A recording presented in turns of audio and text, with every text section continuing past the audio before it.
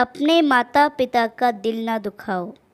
शादी के सुहाग सेज पर बैठी एक स्त्री का पति जब भोजन का थाल लेकर अंदर आया तो पूरा कमरा उस स्वादिष्ट भोजन की खुशबू से भर गया।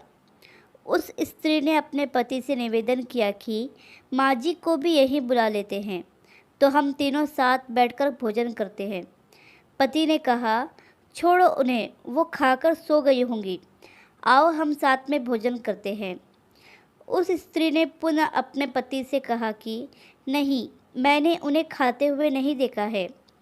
तो पति ने जवाब दिया कि क्यों तुम जिद कर रही हो, शादी के कार्यों से थक गई होंगी इसलिए सो गई होंगी, नींद टूटेगी तो खुद भोजन कर लेगी, तुम आओ हम प्यार से खाना खाते हैं। उस स्त्री ने तुरंत तलाक लेने का फैसला कर लिया और तलाक लेकर उसने दूसरी शादी कर ली और इधर उसके पहले पति ने भी दूसरी शादी कर ली। दोनों अलग अलग सुखी घर गृहस्थी बसाकर खुशी खुशी रहने लगे। इधर उस स्त्री के 2 बच्चे हुए जो बहुत ही सुशील और आज्ञाकारी थे। कई वर्ष बीत जाने के बाद एक दिन वह औरत अपने बेटों के साथ यात्रा पर गई हुई थी।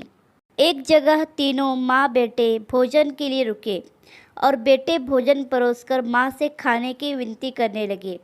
उसी समय उस स्त्री की नज़र सामने एक फटे हाल, भूखे और गंदे से एक वृद्ध पुरुष पर पड़ी जो इस स्त्री के भोजन और बेटों की तरफ बहुत ही कातर नज़र से देख रहा था। उस स्त्री को उस पर दया आ गई और बेटों को बोली कि जाओ, पहले उस वृद्ध को नहलाओ और उसे वस्त्र दो, फिर हम सब मिलकर भोजन करेंगे।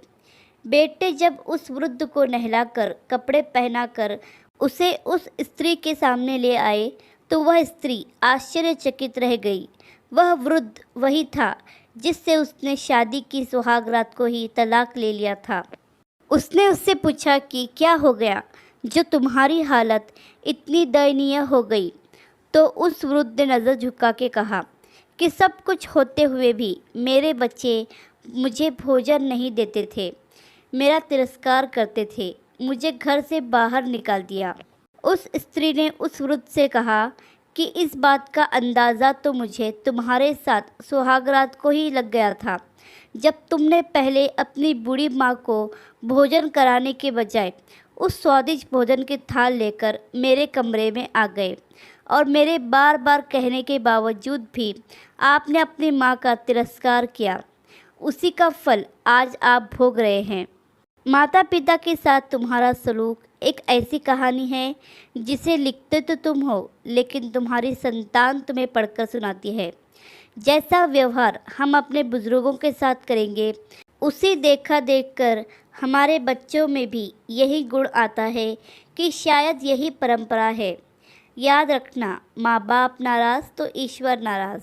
इस कहानी पर आपकी क्या राय है हमें कमेंट करके ज़रूर बताइए।